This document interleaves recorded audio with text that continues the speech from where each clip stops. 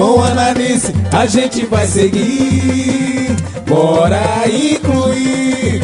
Com análise a gente vai seguir. Olá pessoal, estamos aqui com mais um Papo Nice. E hoje o nosso tema é saúde pública, ou seja, o SUS.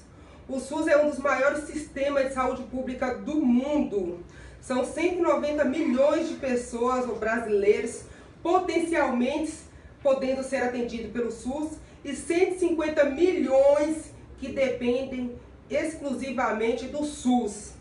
Embora já temos vários avanços, ainda existem muitos problemas relacionados a esse sistema de saúde público.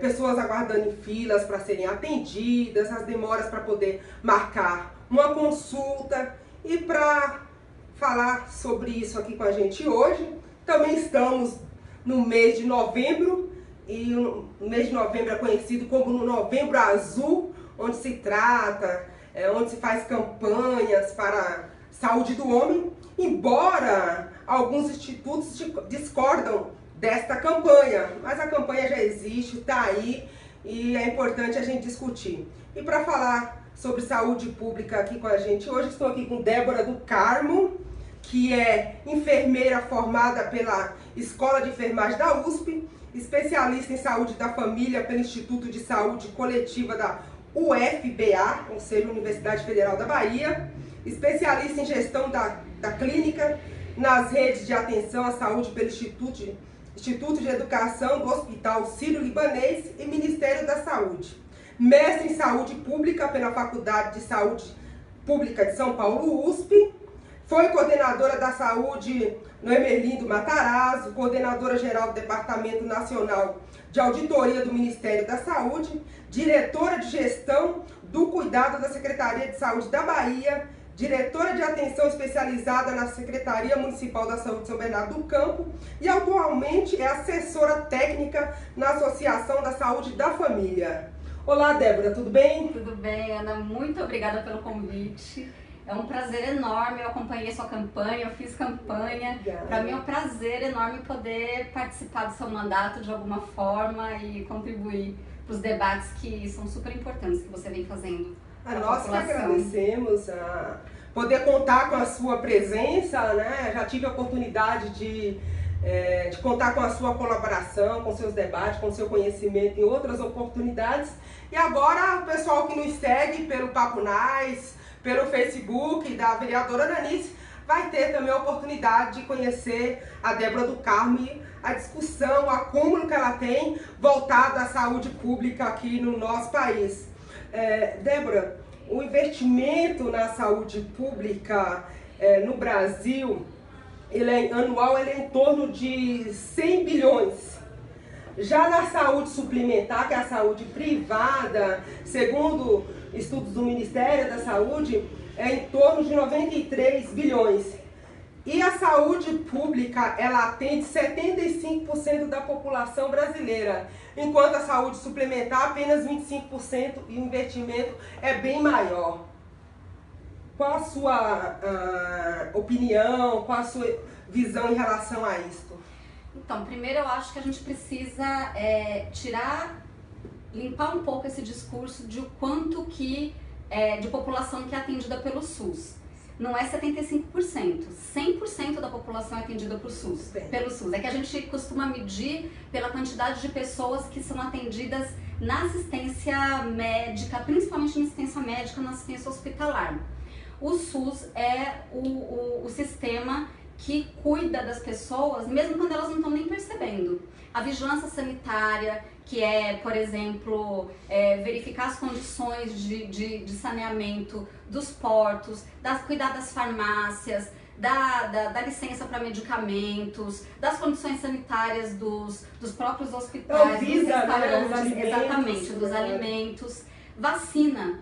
Todo mundo toma vacina, mesmo quem diz, eu não tomo vacina porque eu tomo no setor privado. Se a gente não tivesse a cobertura de vacina que a gente tem no SUS, só com o setor privado, com a pouquíssima gente que toma no setor privado, a gente não conseguiria erradicar e controlar doenças. Então, primeiro, aqui o SUS é o sistema que cuida de 100% dos brasileiros, ainda que eles não usem o sistema de assistência à saúde diretamente. E o investimento no SUS, ele ainda, embora muita gente diga, tem muito roubo... Só para não fugir, já que você tocou nesse ponto aí, e os institutos que estão ligados, né, ao SUS? As maiores pesquisas, as principais pesquisas, principalmente pesquisas de interesse de saúde coletiva, mas não só, as principais universidades, que são as maiores pesquisadoras, são todas financiadas pelo recurso público, né? Às vezes pelo SUS, às vezes pelo SUS e Ministério da Educação, mas são recursos públicos. Então, a Fiocruz mesmo, a Fiocruz, a FAPESP, a CNPq, todos são agências financiadoras de pesquisa e pesquisas que são feitas pelas próprias universidades, né? Então, mas voltando a falar do recurso, ainda é um recurso insuficiente. Tem má utilização? Tem desvio? Tem, mas ainda assim não justifica se a gente comparar quanto que se gasta per capita nos países, e aí eu não vou comparar com os Estados Unidos, por exemplo, que gasta muito, mas não tem saúde pública, mas comparando com o Canadá, com o Reino Unido, o Brasil está muito aquém ainda em termos de gasto por pessoa, né? Segundo os dados que eu pesquisei, o Brasil, comparado com os outros países que você citou aí, gasta per capita anualmente $525, enquanto os outros países que têm uma assistência à saúde parecida com o Brasil, um sistema de saúde parecido com o Brasil, gasta em torno de $3.000. Então a diferença ela é bem... Eu não lembro exatamente os números, mas a diferença é bastante grande. Especialmente pensando que além da questão da prevenção, além da questão da atenção básica, que o Brasil em volume de população é o maior, o SUS é o maior sistema do mundo. O SUS é o maior realizador de alta complexidade, hemodiálise, transplante de órgãos. Aliás, o Brasil é um dos principais transplantadores do mundo quando se coloca em números totais, né? E são coisas caras. De novo, quem precisa de transplante, mesmo que tenha saúde privada, que tenha dinheiro, faz isso que eu ia falar. Doenças graves, o sistema de saúde suplementar, ou seja, privado, o convênio não cobre, né? Como que funciona? Então, alguns convênios cobrem. Agora, o problema é que tem uma diversidade enorme de planos de saúde, cada vez beneficiando mais as empresas privadas. Então, as empresas de plano de saúde.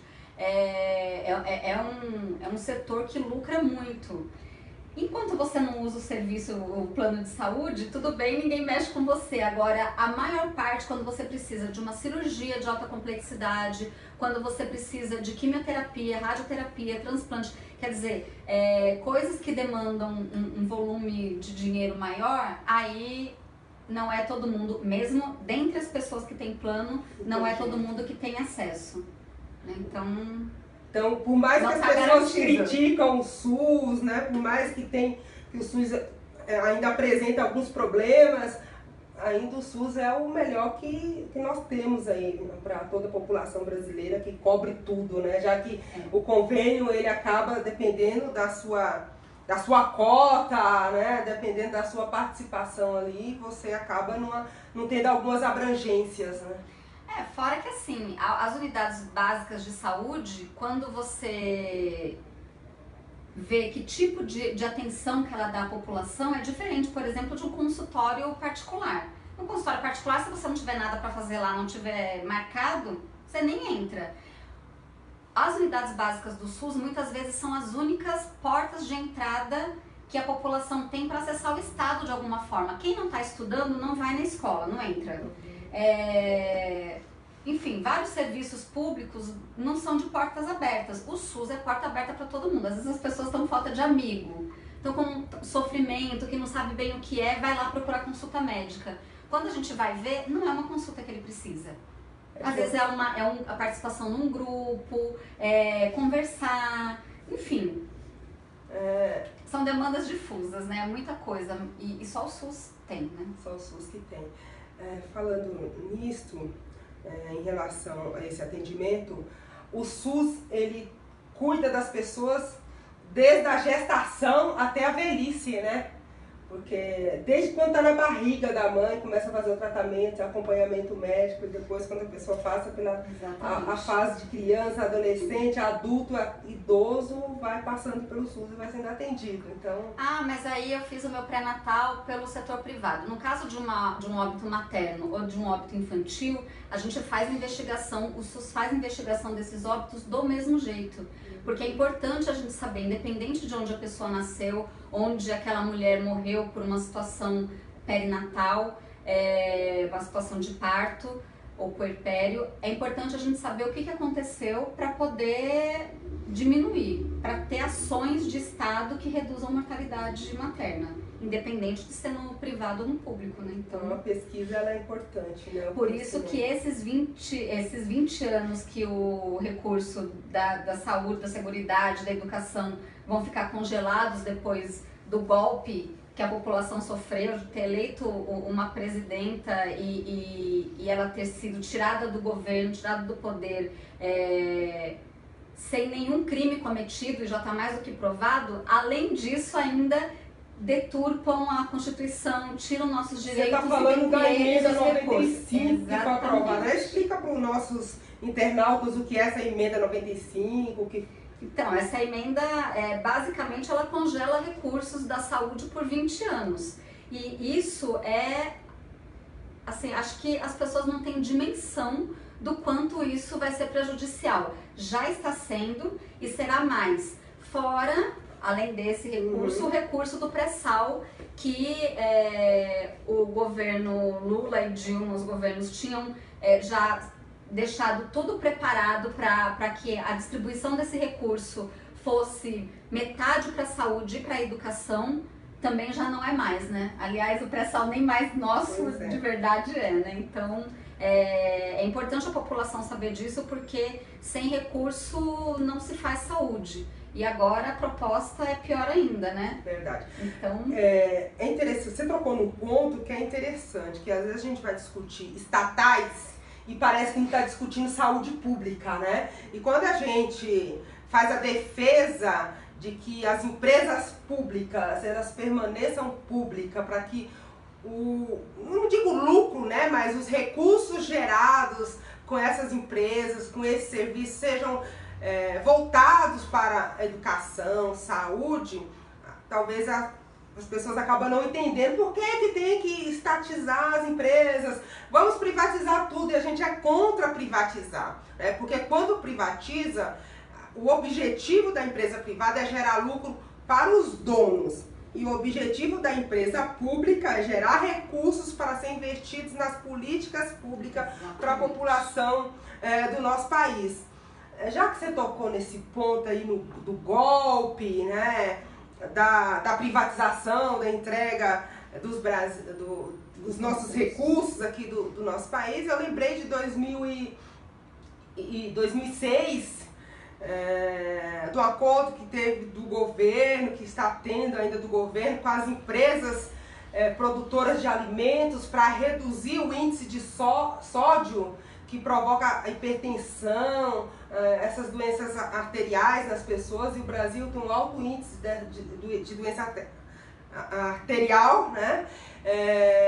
E em 2006 o governo, né, por meio de uma legislação, acabou disponibilizando para a população medicamentos que combatem, né, a hipertensão, diabetes, e foi uma medida do governo Lula, né? Na verdade o SUS sempre fez a entrega de medicamentos. Claro que cada vez mais essa lista vai aumentando. No governo Lula foi criado o Programa Farmácia Popular do Brasil. Acho que um grande avanço foi, por exemplo, as pessoas poderem pegar os medicamentos de hipertensão, de doença crônica, né? Hipertensão, diabetes, asma, doença pulmonar obstrutiva crônica, né? O DPOC, direto nas farmácias comerciais, subsidiadas pelo governo. Então, isso amplia muito o acesso. E além de ampliar o acesso, é uma forma do governo federal também apoiar financeiramente os municípios, porque esse medicamento era comprado pelo governo federal e não pelos municípios. Para município que vive de fundo de participação, isso é muito importante, é um dinheiro muito grande, não é pouca coisa não. As cidadezinhas com 20, 30 mil habitantes, que não tem empresa, que não gera recursos, não tem trabalho, acaba... Quem trabalha no governo, aí os outros vivem do trabalho de quem trabalha no governo, a outra metade aposentada, então é uma população que gira um recurso muito baixo, né? Então, do próprio município. Bacana. Nós estamos no mês de novembro, né?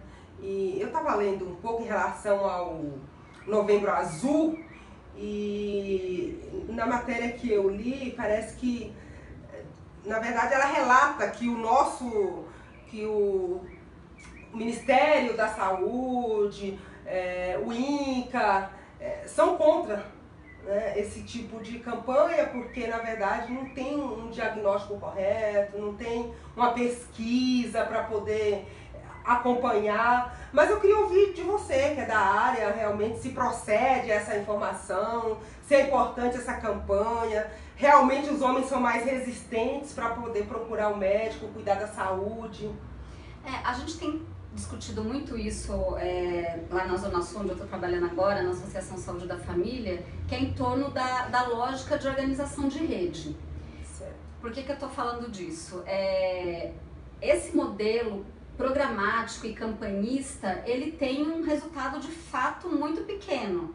As mulheres, os homens, as crianças, os idosos, eles estão nas unidades de saúde sempre. Essas campanhas elas servem para marcar uma data e chamar atenção, mas do ponto de vista da eficácia é baixo mesmo. Agora, o que não é baixo é a população procurar o serviço de saúde. Homem tem que procurar só em novembro? Não.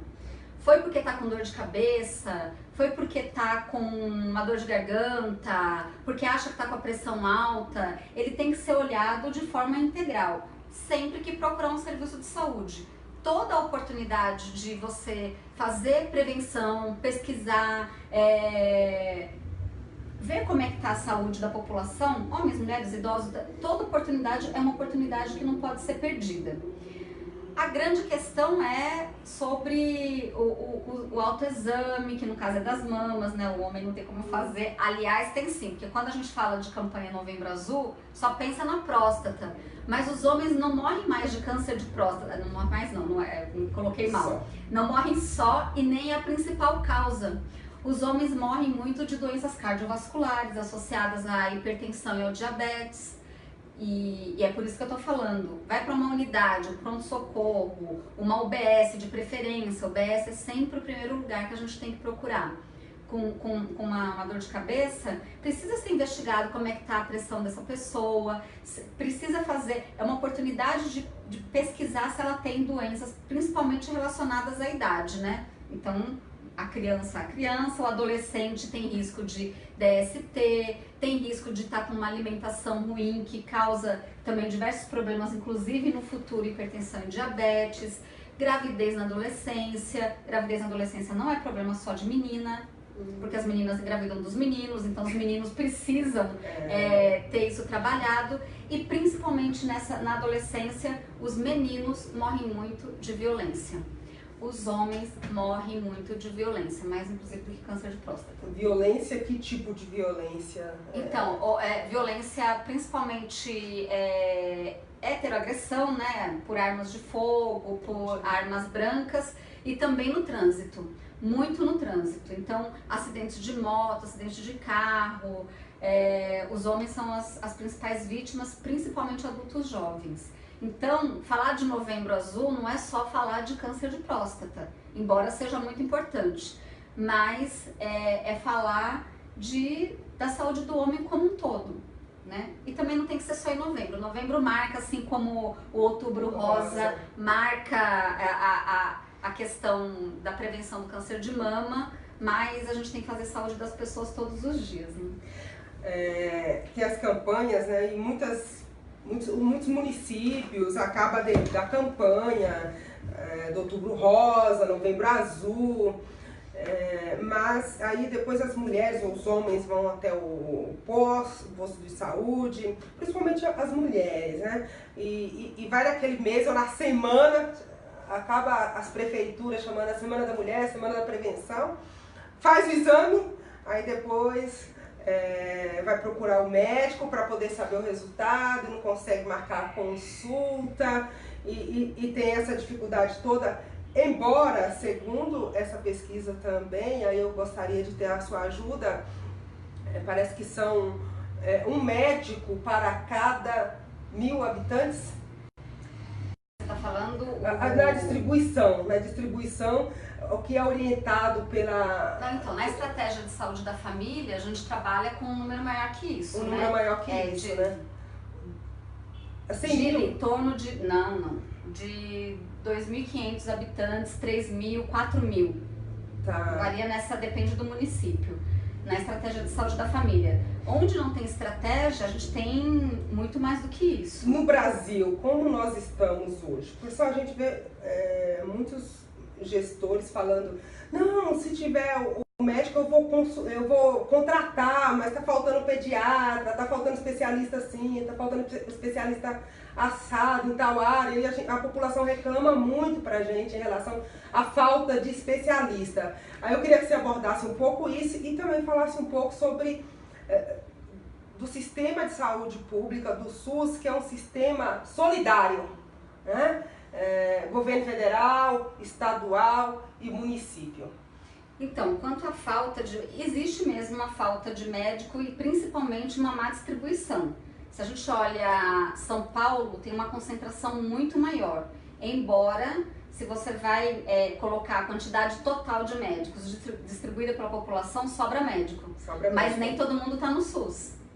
Nem todos esses médicos estão no SUS. Então, tem áreas da cidade que são muito bem servidas e tem áreas que tem, de fato, principalmente na periferia, que tem falta mesmo. Aqui no ABC também. O programa Mais Médicos do Brasil ajudou muito a mudar essa realidade. Eu fui diretora da Secretaria de Saúde da Bahia, peguei o início do programa ainda na Bahia, mudou muito a realidade de muitos municípios. Municípios que ficavam anos até sem médico numa determinada região, passaram a ter médico, embora alguns falem, mas são médicos ruins. Não são médicos ruins, são médicos de outra cultura. Então tem uma adaptação que precisa ser feita, mas falta mesmo. Agora, quanto a especialistas, eu tenho muito cuidado de falar disso, porque eu acho que ainda tem uma cultura nossa, né, de brasileiros, porque é uma cultura que vem do sistema privado, de achar que quem cuida de dor de estômago é o gastro, quem cuida de dor de cabeça é o neuro, e não é verdade, quem cuida de dor no cotovelo, no joelho é o ortopedista. E isso não é verdadeiro. As pessoas vão procurar a unidade de saúde, vão no médico da atenção básica já querendo ser encaminhada para o especialista. O especialista ele tem que ser acionado quando a pessoa precisa de um conhecimento que só está lá naquele especialista. A atenção básica ela tem condição de cuidar de 80% ou mais dos problemas de saúde. E quando eu falo atenção básica, eu não estou falando só de médico. Na atenção básica nós temos com o NASF, com as equipes ampliadas, fisioterapeuta, que é melhor muitas vezes que ortopedista, dependendo do caso da pessoa, para cuidar das dores crônicas. O nutricionista, que vai cuidar melhor também da dor crônica, porque se você está obeso, você vai ter dores. Então a gente tem outras ofertas para além do médico especialista. Agora, falta mesmo em algumas especialidades. Agora, pediatra, um médico generalista da atenção básica, ele atende criança, ele atende mulher. O enfermeiro da UBS atende a mulher, atende a criança. As consultas são compartilhadas entre eles, um mês um, outro mês outro. Muitas mulheres reclamam, eu fui lá na UBS, a enfermeira que me atendeu. Eu lendo aqui a sua biografia, né? Não, a minha formação nem é assistencial. Mas tem uma formação. A minha formação e minha experiência é de políticas públicas, né? De mas gestão de gestão, pública. Mas o pessoal que é da área técnica lá. Mas os enfermeiros, eu também já fiz, eu sou formada em saúde da família, já fiz isso, mas embora alguns aninhos atrás. mas enfermeiro faz um pré-natal de muita qualidade. Agora, não prescinde do médico, cada um no seu conhecimento. Agora, faz um pré-natal, faz um acompanhamento de crescimento e desenvolvimento da criança de muita qualidade. O enfermeiro, inclusive, geralmente tem mais tempo para conversar. O enfermeiro, ele faz classificação de risco, inclusive na atenção básica, para que se tome a melhor decisão para aquela população. Vai passar no médico agora, pode passar semana que vem, não precisa passar agora porque é uma troca de receita, de uma doença crônica que está controlada. Então, assim, isso o enfermeiro faz. Então, não tem... Meu pai foi numa UBS aqui, em São Bernardo, passou pela enfermeira, ela fez a classificação de risco, discutiu o caso dele com a médica, depois ele passou na... Então, assim, é um sistema e as equipes trabalham em equipe, em conjunto, né? O médico generalista é o clínico geral? O pessoal que o médico generalista, acompanhando aí para entender um pouco melhor. O médico generalista, hoje a gente tem uma formação específica para médico generalista. Aqui em São Bernardo mesmo, no governo do prefeito Luiz Marinho, a gente abriu residência de medicina de família e comunidade. Então é uma formação específica. Ele justamente é formado, o clínico não é formado para isso. Ele consegue olhar muito especificamente, muito bem, as questões relativas ao adulto. Agora, o médico de família, ele cuida de todas as necessidades que são passíveis de serem atendidas e tratadas na atenção básica, de todos os ciclos de vida. Então, desde a gestante, acompanhamento do bebê, acompanhamento do adolescente, do idoso. Então, é uma outra formação. Entendeu? Aí, às vezes o pessoal tá aguardando lá, quer marcar com obstetra, mas o médico generalista, ele tá capacitado, tá treinado para poder atender. A enfermeira também da UBS. Vai pro obstetra, vai pro ginecologista obstetra, por exemplo, uma mulher com uma situação de gestação de alto risco. E mesmo assim, a gente orienta que é importante ela continuar sendo acompanhada pela unidade básica dela, pelo vínculo, porque nem todas as questões que determinam o alto risco dela precisa que o obstetra de alto risco veja todos os meses. Ele pode compartilhar esse acompanhamento com o médico generalista e a enfermeira da UBS. Então, varia muito a situação e é importante que o agente comunitário continue indo na casa, né? Então, a gente sempre quer que as pessoas continuem com vínculo com a atenção básica. Informações importantes para a população aqui da nossa cidade, para quem está acompanhando o nosso programa de outros municípios também. Agora, a gente também não pode deixar de cobrar a participação do município naquilo que é de competência do município, de manter a equipe completa, de médicos. O médico generalista, ele pode atender sim, mas tem que ter a equipe completa da UBS, assim como todos os plantões das UPAs. Infelizmente, aqui no nosso município, a gente tem recebido muitas reclamações da população aqui da nossa cidade, que falta médicos nas UBS, que falta enfermeiras, que falta dentistas, que falta insumos. Isso é verdade. Que fechou a farmácia da UPA à noite, então quem vai lá à noite, passa no médico, está passando mal e precisa sair com medicamento, não vai sair com medicamento, e precisaria sair, então a população tem que voltar depois. Os dados que a Débora está trazendo aqui para a gente são dados fundamentais para o nosso acompanhamento e para a gente entender como que funciona o sistema de saúde pública. Isso não quer dizer que a gente vai deixar de cobrar a gestão municipal das irregularidades que existem, infelizmente, aqui no sistema. Porque o sistema é solidário, o município tem sua competência e ele tem que trabalhar para poder atender a população de forma adequada. Afinal de contas, um dos princípios do SUS é a sua integralidade e universalidade. Quer falar um pouco sobre isso, Débora? Equidade é importantíssimo. Então, acho que uma das maiores vitórias da população na Constituição de 88 foi o Sistema Único de Saúde. Ele é um sistema que prevê o cuidado integral, e aí quando eu falo integral, vai desde a prevenção, né, a todas as outras questões de assistência, inclusive de alta complexidade, a toda a população.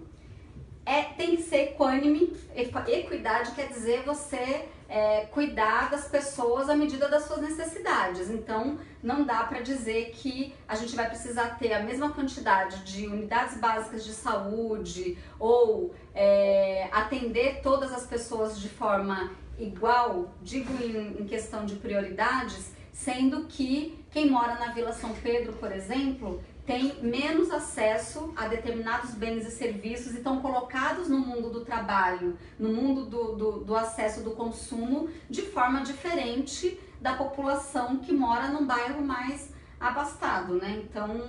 Então diz respeito a isso.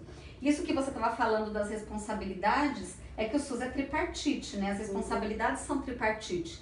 Então isso significa que o governo federal tem que financiar e tem que se responsabilizar pelo SUS, o governo estadual igualmente e os governos municipais também. Né? Então é uma responsabilidade das três esferas e sem hierarquia uma sobre a outra, né? O funcionamento é funcionamento de sistema. Muito bem. Em relação à equidade que você colocou, tem gente que, por exemplo, às vezes a pessoa tem um problema de mobilidade, não consegue sair de casa para ir até o SUS. E é o direito dela à saúde pública. Né? Então, o SUS tem que ir até a pessoa, tem que ir até a casa, né? Tem que ir até a casa da pessoa, onde a pessoa está. Né? Exatamente. Então, tratar os desiguais de forma desigual para poder garantir a igualdade. Garantir a igualdade. Exatamente. Muito bem. Em relação à saúde, o pessoal fala que a saúde não é só a ausência de doença, né? Implica outros fatores. E você trouxe um ponto, assim, a pessoa às vezes vai até o SUS para poder passar no médico, mas não era bem isso, ela precisava de um convívio, precisava estar no grupo e também dentro dos princípios do SUS, ele trata um pouco sobre isso, né? Ele trata bastante sobre isso.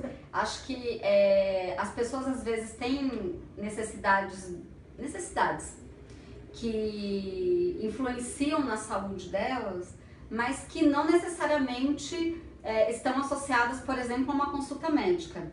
Tem até uma discussão que a gente fazia muito aqui em São Bernardo a respeito da medicalização, que às vezes a pessoa está triste e aí vai numa OBS, marca uma consulta, ou vai no médico, enfim, e aí é prescrito um antidepressivo para ela. É um antidepressivo, um remédio para dormir.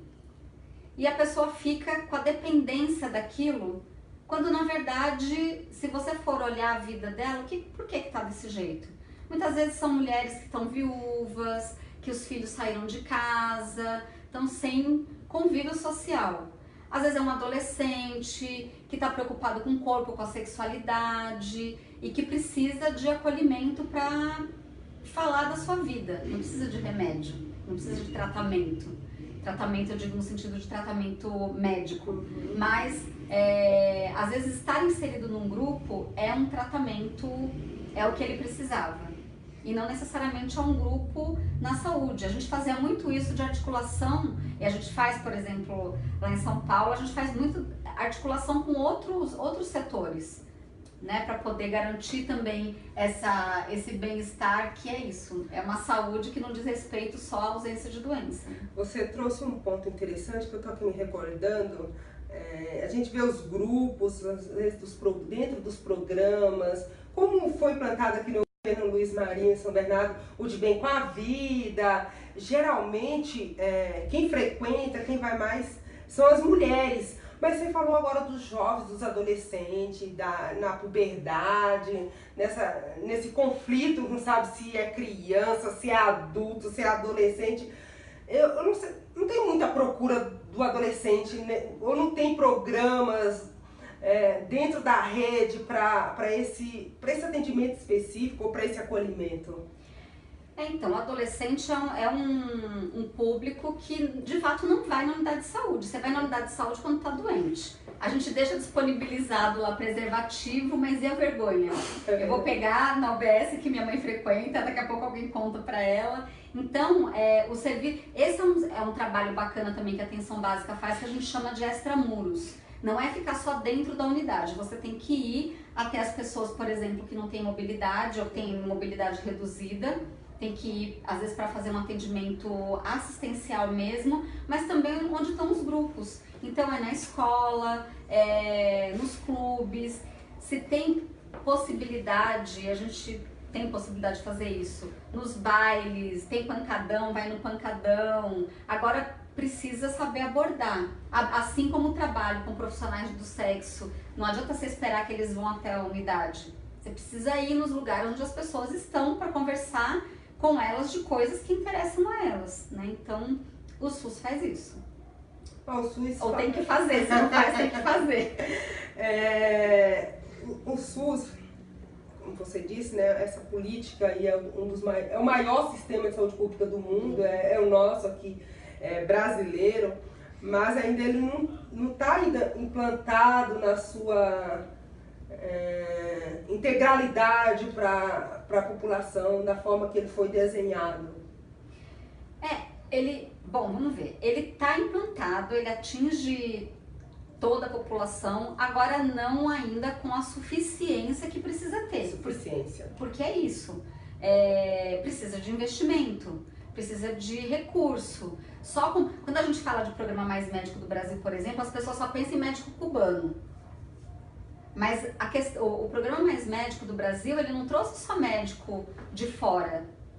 Ele também mexeu com o número de vagas de faculdades de medicina, aumentou muito, muito no Brasil. Mexeu com o tipo de ensino que se dá nas faculdades de medicina, estimulando os estudantes desde o início da sua formação a terem contato com a população. Então, em São Paulo mesmo, aqui em São Bernardo também a gente estava fazendo isso, não sei como é que está agora que eu não estou acompanhando, mas colocando o aluno de medicina desde o primeiro ano dentro da unidade básica, ainda não fazendo procedimento consulta, porque não tinha acúmulo, não era essa a ideia, mas conhecendo a população, sabendo como é que funciona a unidade básica, mostrando para ele que a necessidade da população é muito maior do que você resolver um problema de dor de estômago, por exemplo, né? Então é muito maior do que isso. Não é? O transplante do coração é importante? Mas cuidar da hipertensão das pessoas em volume mais importante ainda. É melhor trabalhar a prevenção, né? Exatamente. Bacana. É importante fazer o transplante para quem precisa, mas é a minoria. A grande maioria vai ter problema com acidente vascular cerebral, derrame, vai ter problema com infarto por conta de diabetes e hipertensão. Ou seja, atuar na causa, né? Exato. Se atua antes, durante o processo de doença também, porque são doenças crônicas que você controla, pode controlar, e é importante que, então o Programa Mais Médico, ele traz isso, a formação também de profissionais, o maior número de profissionais, além dos que vieram de fora, que ajudaram muito. Acho que a população, de forma alguma, deve não reconhecer o papel, especialmente nas periferias e no norte e nordeste do país, mas não esquecermos também do quanto que o SUS investiu através do Programa Mais Médicos do Brasil na formação, inclusive de médicos generalistas, de residências, então... E abrir mais vagas, né? Agora, com essa redução de investimento e congelamento dos investimentos, é uma coisa que eu acho que a população precisa se preocupar. Nós precisamos nos preocupar e muito. Eu costumo falar com o pessoal, né? Tá ruim, né? Às vezes o pessoal fala que tá ruim, né? Com o congelamento de investimentos, né, pode piorar Pode pouco, não, né? irá. Vai piorar, né? É. Vai piorar. Vai piorar porque a população cresce, a tecnologia... Imagina, 20 anos. Se pensar, 20 anos atrás, a maioria da população sequer tinha celular, computador. Verdade. Hoje todo mundo tem. Mas há 20 anos não era uma realidade. As pessoas acham que tudo vai durar para sempre, ou só daqui a eu dar pulos de 50, 80 anos. Não. A gente costuma dizer, as pessoas costumavam dizer, né? Tem um ditado que a pessoa fala assim, onde come 4, come 6, come 8. Não come, vai comer menos, né? Vai comer bem menos, vai passar fome todo mundo junto. Vai passar fome todo mundo junto. A mesma coisa, a população vai crescer, cresce anualmente. Então, os investimentos teriam que aumentar, né? Não diminuir. Então, já é o salário mínimo para ver. Pois é. Em 20 anos, como é que vai ficar? A gente está falando da mesma relação. É manter o mesmo recurso para um gasto que sempre aumenta, né? Para uma necessidade, seja por investimento tecnológico, seja por crescimento ou mudança do perfil da população. Nossa população está envelhecendo. E a tendência é a gente precisar de mais tecnologia, de mais recursos assistenciais, né? Então, precisa de investimento. Fora que a gente ainda tem vazios assistenciais importantes, né? Pois é. E é interessante falar também, acho que é importante falar, na verdade, que tratamento da saúde não é só ir ao médico, né?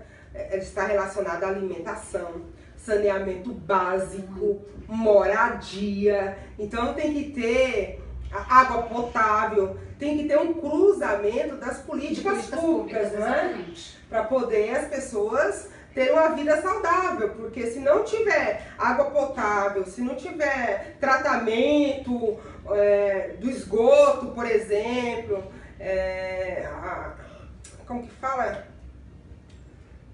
Saneamento básico, enfim, tudo isso influencia na saúde das pessoas.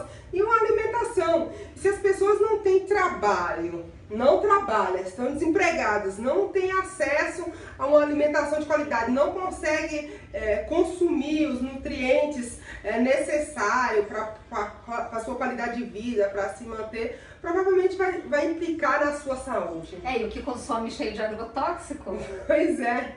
E agora a tendência é aumentar, bastante, né? Então, isso preocupa. Que parece que tá muito, uma coisa está descolada da outra e não tá, né? Então, quando a gente se fala, quem está à frente de uma política do Ministério ou do Meio Ambiente, né? Ou da Agricultura, tudo isso implica se vai liberar o aumento de agrotóxicos nos alimentos. A gente já consome, no mínimo, anualmente, a gente consome em torno de 4 litros de agrotóxico por ano.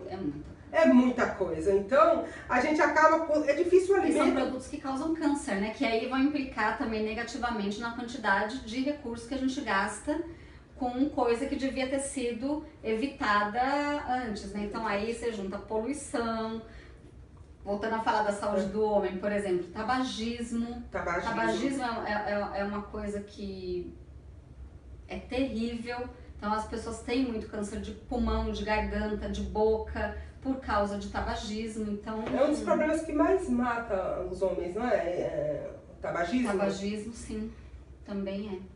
Então, gente, olha, quando vai discutir saúde, não é um tema muito amplo, não é um tema simples, né? Não é simplesmente discutir a rede de atendimento, né? É discutir até o que a gente está consumindo, né? De onde está vindo esse produto, como ele foi preparado, é um produto orgânico, não é? E falando em produto orgânico, pouca gente consegue consumir hoje, né, os produtos que são produzidos de forma orgânica. Ele é mais caro, a produção não é em larga escala, então pouca gente tem acesso, e os produtos que não são orgânicos, ele tem muito agrotóxico, né? E a gente acaba, infelizmente, consumindo e acaba gerando doenças, e essas doenças acabam exigindo, levando mais demanda para o SUS, para o sistema de saúde pública. Então, essa é uma discussão que a gente tem que fazer de forma cruzada com as outras secretarias, com os outros ministérios, com os outros institutos, para poder a gente melhorar aí a saúde da população do nosso país. Não é isso, Débora? Exatamente. A saúde implica em tanta coisa, como por exemplo, a gente não falou, não citou, mas o SUS cuida, por exemplo, da saúde do trabalhador. Tem muita articulação com um ministério que está sendo ameaçado de ser extinto, né? O Ministério do Trabalho, né? Verdade. Então, a saúde faz um trabalho muito importante na questão da saúde do trabalhador. A população economicamente ativa sofre muito, tanto de doenças relacionadas ao trabalho, quanto a doenças relacionadas às condições de vida. E isso tem um impacto social e econômico muito importante no país. Você tira pessoas do mercado de trabalho e entram no sistema de seguridade social, aqueles que ainda têm direito, né? Verdade. Deixam de produzir e consomem recurso do Estado. Obviamente não por culpa da pessoa, mas por uma condição social que foi dada, social e do trabalho que foi dada, né? Então... E nos municípios também tem o Sereste, né? Que é a rede de cuidado da saúde do trabalhador. E nas próprias empresas, no INSS, que é o Instituto Nacional de Seguridade Social, são espaços que cuida da saúde do trabalhador e que está ligado ao Ministério do Trabalho e Emprego, né? Enquanto ele ainda existe. Agora, se realmente ele acabar, cada dia mais vai dificultar o acesso da população brasileira à saúde pública, à saúde de qualidade, e o que pode trazer um retorno para os seres humanos. E falando em retorno para os seres humanos, o SUS também ele traz um atendimento humanizado, né? E todos têm o direito a ter esse atendimento humanizado. Fala pra gente um pouco, é uma palavra nova, né? Atendimento humanizado, fala muito da gravidez, do parto humanizado. Eu no Ministério da Saúde fui apoiadora da Rede Cegonha também, aliás, na Bahia também. Então eu sou apaixonada por essa temática, principalmente porque quando a gente fala de humanização é um negócio esquisito, né? Se nós somos humanos, vai humanizar o quê? Mas é porque acho que vem de um reconhecimento de que muitas vezes a gente coisifica o cuidado das pessoas. O que significa isso? A gente acaba colocando um valor muito grande nas tecnologias duras, nas máquinas, na tomografia, no exame, como se isso por si só cuidasse das pessoas. Foi o que eu falei, muitas vezes a necessidade da pessoa, uma dor de cabeça, um mal-estar, uma depressão, eu tô colocando entre aspas porque nem depressão é doença, é uma doença séria. Nem todo mundo que vai na unidade dizendo que está deprimida, de fato ela tem a doença depressão. Mas tem um estado de sofrimento que precisa ser cuidado, né? E aí você precisa da interação das pessoas. No projeto da Rede Cegonha, né, quando o governo federal, também no governo Lula, foi lançado o projeto Rede Cegonha, o principal mote, além de dar acesso, era a humanização da atenção ao parto e nascimento. No entendimento, resumindo, muito simples. Médico não faz parto, enfermeira não faz parto. Quem faz parto é a mulher, a não ser que seja uma cirurgia, que não é parto, que é a cesariana, que é um procedimento cirúrgico. Um parto, quem faz é a mulher. A protagonista da situação tem que ser a mulher. Ela tem que ter direito olha que coisa básica, ela tem que ter direito de escolher como ela quer parir. Ela quer parir de cócoras, ela quer parir sentada, ela quer parir dentro da banheira, ela quer parir com o companheiro do lado, com a companheira, com a mãe. Quem que ela quer? Quer ninguém perto? Ela tem que ter direito de dizer. Ela não quer que faça determinados procedimentos no bebê dela, ela não quer que faça episiotomia, que é aquele corte, né, que se dá embaixo, que não é necessário para todas as mulheres. Ela tem que ter direito a comer durante o trabalho de parto, porque não tem evidência científica nenhuma de que é bom. Imagina você botando uma força do caramba, horas em trabalho de parto em jejum, sendo que você precisa de energia.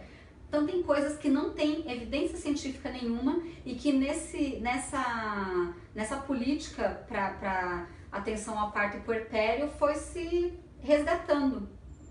e que é o que a gente chamou de humanização do parto e nascimento. A criança poder nascer num lugar que o ar-condicionado não esteja 16 graus, ela sai do quentinho e cai num geladão, que não tenha barulho, que a luz esteja baixa.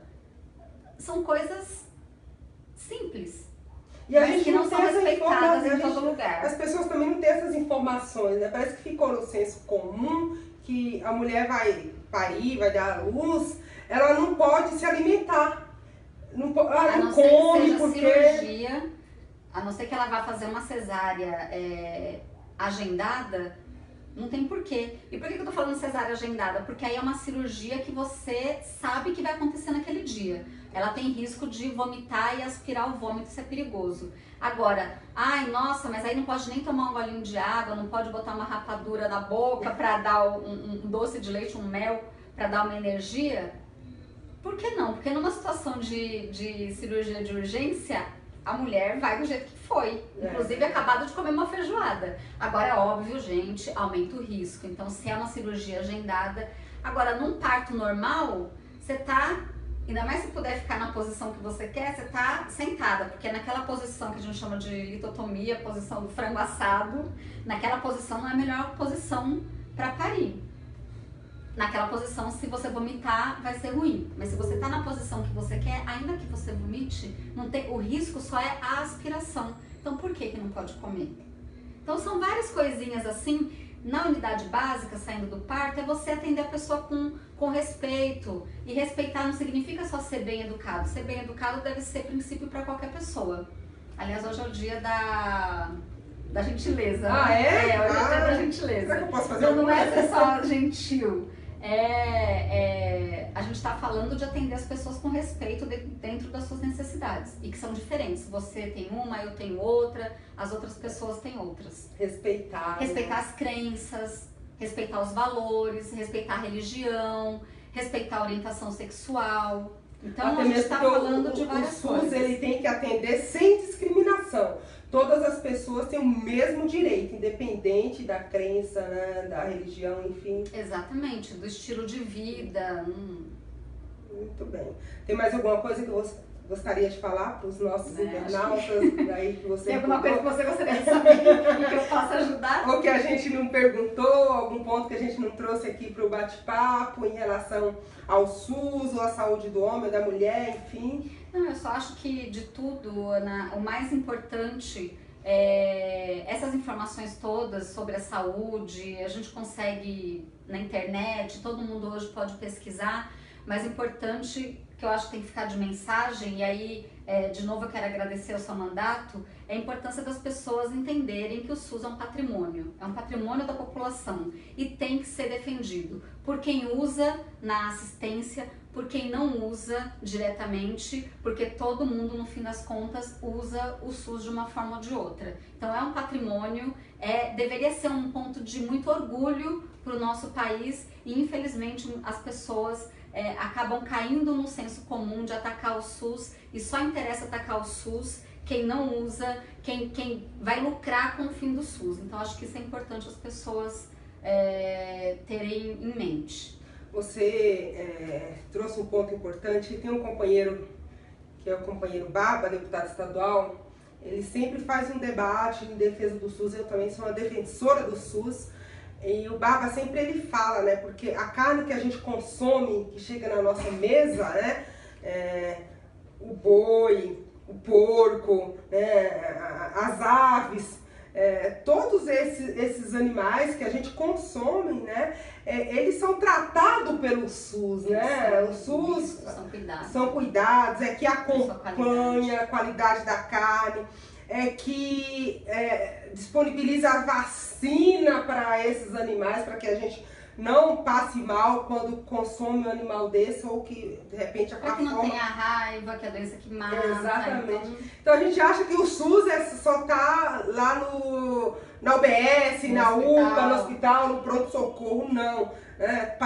Cuida de tudo. Mais amplo, é muito mais amplo. É desde o alimento que a gente consome, o SUS que acompanha todo esse tratamento para que realmente a gente não consome aí um alimento que venha nos trazer problemas, a saúde, né?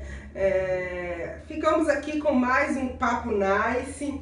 Hoje é dia da gentileza. Eu quero agradecer a gentileza, Débora, de você ter aceitado o nosso convite, ter vindo até aqui dialogar com a gente, mandar um recado para o pessoal que nos acompanha pelo Facebook.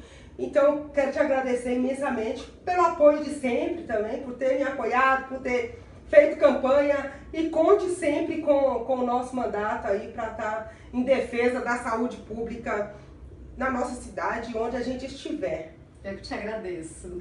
Agradecer você que nos acompanhou, que acompanha o nosso trabalho, pedir que compartilhe também esse vídeo para que outras pessoas tenham acesso a esse bate-papo. Toda felicidade ao longo da vida pode-se dizer, resume-se na palavra saúde. Meishu Sama. Nos acompanhe. Bora incluir, com a análise a gente vai seguir. Bora incluir.